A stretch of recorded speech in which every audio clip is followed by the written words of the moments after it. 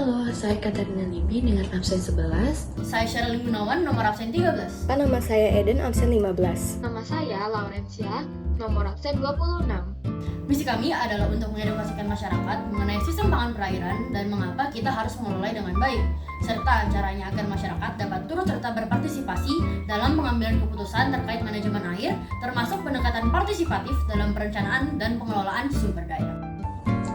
Pertama, tema yang kami ambil adalah memastikan air terdistribusi secara merata dan sistem pangan perairan terlindungi. Kami ingin menyebarkan informasi tentang air yang harus terdistribusi secara merata dan peran penting air dalam kehidupan manusia.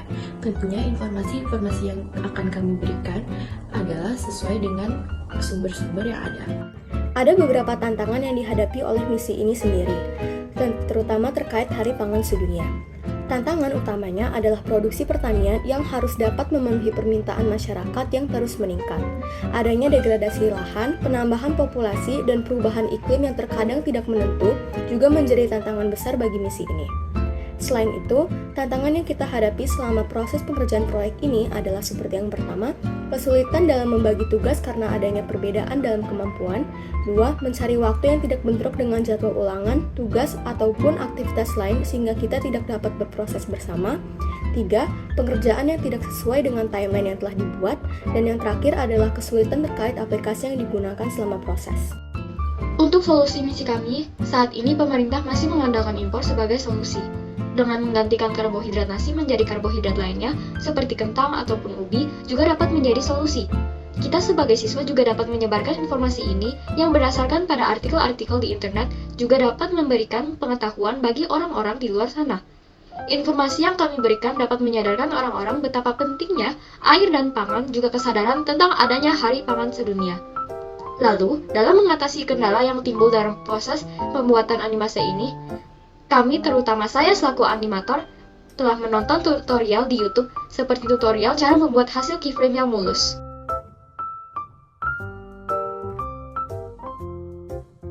Sistem pangan perairan merupakan sistem yang mencakup produksi, distribusi, dan konsumsi pangan yang berasal dari ekosistem perairan.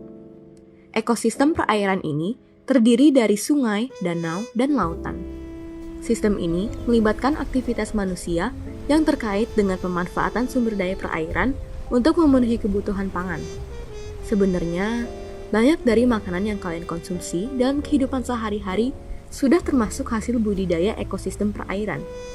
Kira-kira kalian bisa tebak gak ya apa aja? Yap, rumput laut. Rumput laut ini juga merupakan hasil budidaya perairan loh. Berikut adalah beberapa komponen utama dalam sistem pangan perairan. Yang pertama ada produksi. Sesuai dengan namanya, produksi ini merupakan proses mengolah hasil dari ekosistem perairan untuk tujuan pangan. Produksi terdiri dari dua aspek, yaitu budidaya seperti budidaya ikan, udang, kerang, dan ekosistem perairan lainnya. Kemudian, yang kedua ada penangkapan.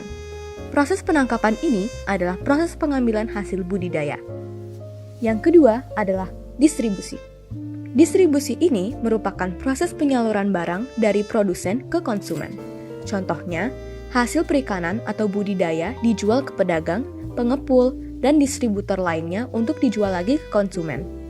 Yang ketiga, ada pengolahan, yang merupakan proses mengolah produk menjadi produk olahan. Contohnya seperti ikan tenggiri menjadi ikan asin dan juga ikan lele menjadi abon ikan. Keempat adalah konsumsi. Konsumsi ini adalah proses penggunaan atau pemanfaatan hasil pangan perairan. Kemudian, aspek terakhir yang paling penting adalah pengelolaan.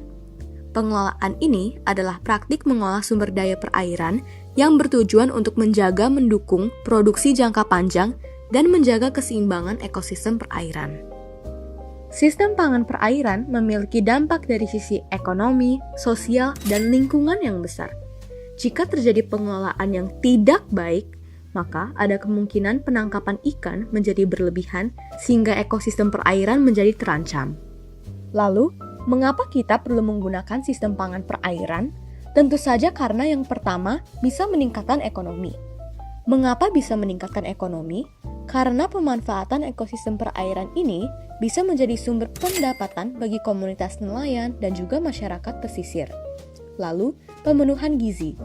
Ikan dan hasil perikanan lainnya mengandung nutrisi-nutrisi yang dibutuhkan tubuh, seperti vitamin D, mineral, dan yang terpenting adalah omega 3, yang bisa menurunkan risiko penyakit jantung, menjaga kesehatan mata, dan bahkan membuat tidur kamu lebih nyenyak loh. Dan yang ketiga adalah melestarikan keanekaragaman hayati. Dengan adanya pengelolaan sistem pangan perairan, keberlanjutan ekosistem dan keanekaragaman hayati akan terjamin. Lalu, bagaimana cara kita sebagai anak muda bisa mendukung sistem pangan perairan? Tentu saja pertama-tama, kita harus mengedukasi diri kita mengenai pentingnya keberlanjutan sistem pangan perairan. Kita harus mengetahui manfaat-manfaat yang bisa diperoleh dari sistem ini.